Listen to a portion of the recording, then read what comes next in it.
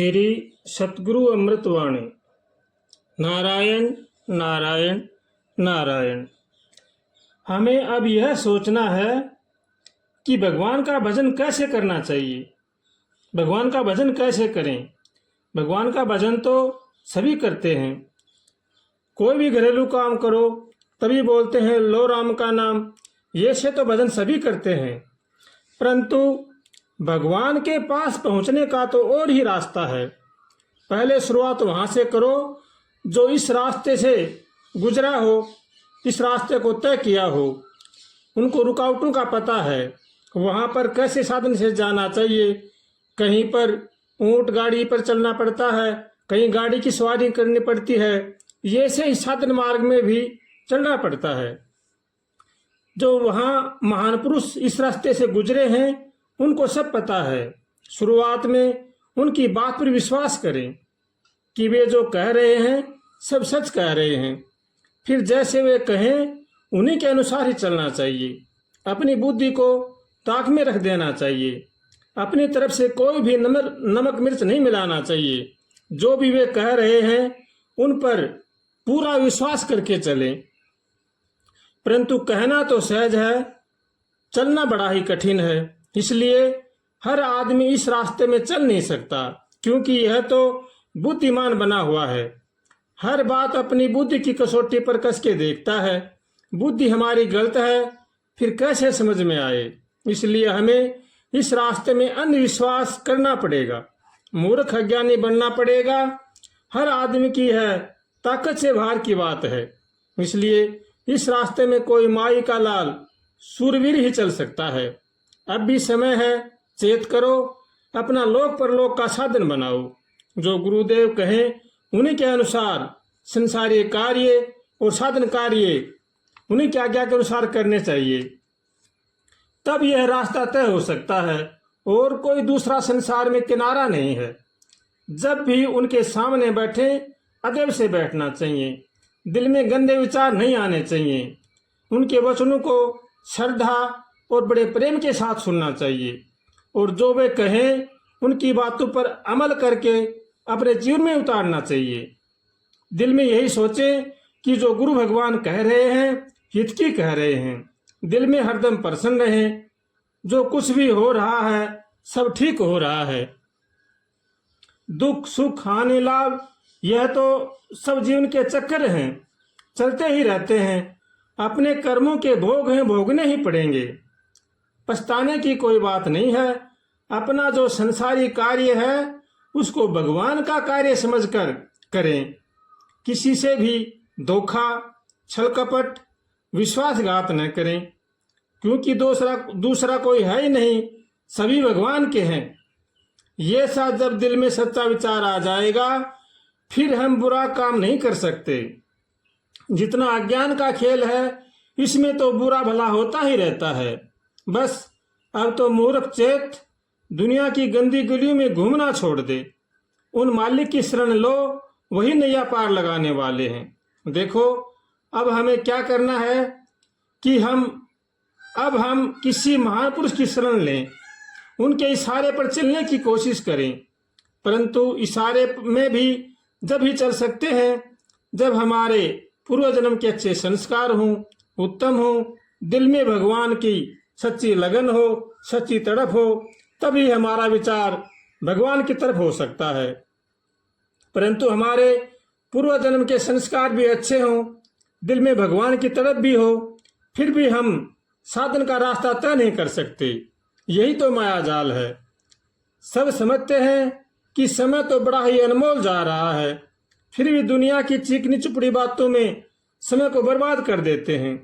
पछतावे के सिवा कुछ भी हाथ नहीं लगता है। इसलिए भगवान के शरण होकर के भगवान का भजन करना चाहिए।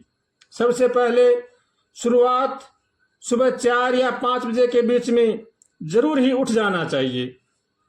उठकर सोच क्रिया करें, आदि से निवृत्त होकर के शुद्ध कपड़ा पहनकर अपना जो साधन है जो गुरुदेव ने बताया है उसमें आलस से न करें और बड़ी श्रद्धा और प्रेम के साथ करें।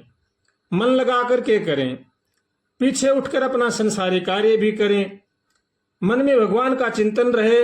जिसने मन में संसारी गलियों में घूमने को छोड़ रखा है, जिसने अपना मन को काबू कर लिया है, वही भगवान के रास्ते पर चल सकता है। मन की हरदम निगरानी रखें कि कहाँ की सैर कर रहा है। इसको धीरे धीरे वश में करें, कभी सत्संग में, कभी धार्मिक पुस्तक में, कभी भजन में, कभी दोहा चौपाई में। मन को भगवान की याद में लगाएं, धीरे धीरे अभ्यास बढ़ाएं, क्योंकि मन में तो संसार भरा हुआ है। इसलिए इस मन को इधर से हटाकर भगवान में लगाएं।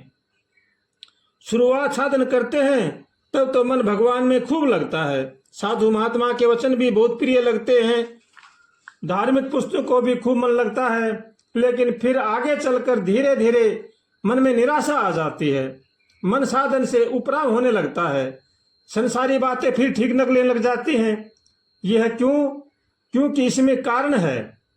पहले शुरुआत में सत्व गुण प्रधान रहता है, उसमें साधन में बहुत ही आनंद आता है। फिर रजोगुण में क्रिया शुरू हो जाती है। जब दिल में साधन की रगड़ लगती है तो जो हमारे दिल में गंदे संस्कार जमे हुए हैं वे गंदगी पैदा कर देते हैं। इस अवस्था को बुरा नहीं समझना चाहिए, क्योंकि रजोगुण से ही रास्ता तय होता है। लगे रहो, भगवान नैया पार लगाने वाले हैं। देखो, यह रजोगुण बड़ा ही रपटीला पहाड़ है, इस पर चढ़कर पार होना बड़ा ही कठिन है। इस पहाड़ में राग द्वेष के घने जंगल हैं। काम, क्रोध, लोभ, मोह, अहंकार, राग द्वेष ये बड़ा ही ठगों का अड्डा है।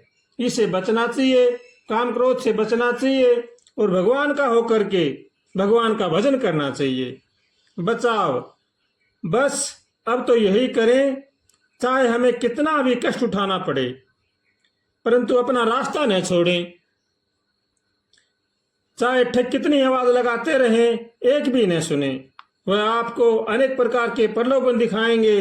काम है, क्रोध है, लोभ है, मोह है, अहंकार है, राग द्वेष है, इनकी बातों में न फंसें और भगवान का होकर के भगवान का भजन करें। तो धीरे धीरे करने से भगवान हमारी सहायता जरूर ही करेंगे। इसलिए भगवान के भजन में लगना चाहिए, सबका भला सोचना चाहिए, सबका भला करना चाहिए और भगवान का होकर के भगवान का भजन करना चाहिए। अहंकार मनुष्य का सबसे बड़ा शत्रु है, इसलिए अहंकार से बचना चाहिए। साधन के रास्ते में अहंकार रूपी ठग बड़ा ही भयंकर है। यह हमें बहुत ही जल्दी प्रलोभन में डालकर रास्ता छुड़ा देता है। और ठगों से तो कहीं हद तक बचा जा सकता है, परंतु इससे तो बचना बड़ा ही कठिन है। यह हमारा मित्र बनकर पछाड़ता है, जरा सी इसकी बातों में आते ही रसातल में ढकेल देता है, क्योंकि अहंकार का आवरण बड़ा ही झीना है। बिना गुरु कृपा के यह दिखाई नहीं देता है। फिर बचोगे कैसे? यह शरीर में घुसते ही सब सत्कर्म नष्ट कर जाता है। अपने आप को बड़ा समझदार है कि मेरे समान कोई कौन है, मेरे में सब गुण हैं, मैं चतुर हूँ, मैं बुद्धि हूँ, बुद्धिमान हूँ, मैं ज्ञानी हूँ। यह अहंकार आते ही मनुष्य को पतन की ओर ले जाता है। इसलिए अहंकार से हमेशा बचना चाहिए और भगवान से हमेशा प्रार्थना करनी चाहिए। यह विचार दिल में आते ही विवेक नष्ट हो जाता है। इसलिए दिल में अहंकार का वास न होने दें, रात दिन दिल में संसारी चिंता न होने दें, अपने साधन कार्य में मस्त रहें, मन से भगवान को एक क्षण भी न भूलें, दिल में उनकी याद बसावें। फिर इन ठगों की कोई ताकत नहीं कि पास में फटक सकें। इसलिए भगवान से हमेशा प्रार्थना करें और हे नाथ, हमें सद्बुद्धि दो, सद्विचार दो, ताकि संसार की बुराई से बचें। ऐसे भगवान से रोज कातर स्वर से प्रार्थना करनी चाहिए और भगवान का होकर के भगवान का भजन करना चाहिए। इसी में ही जीव का कल्याण है और इसी में जीवन में आनंद है। इसलिए हरदम सचेत रहें, सावधान रहें और सतर्क रहें और भगवान का होकर के भगवान का भजन करें। श्रीमन नारायण नारायण नारायण हरि, श्रीमन नारायण नारायण नारायण हरि, श्रीमन नारायण नारायण नारायण हरि, श्रीमन्नारायण नारायण नारायण हरि श्रीमन्नारायण नारायण नारायण हरि श्रीमन्नारायण नारायण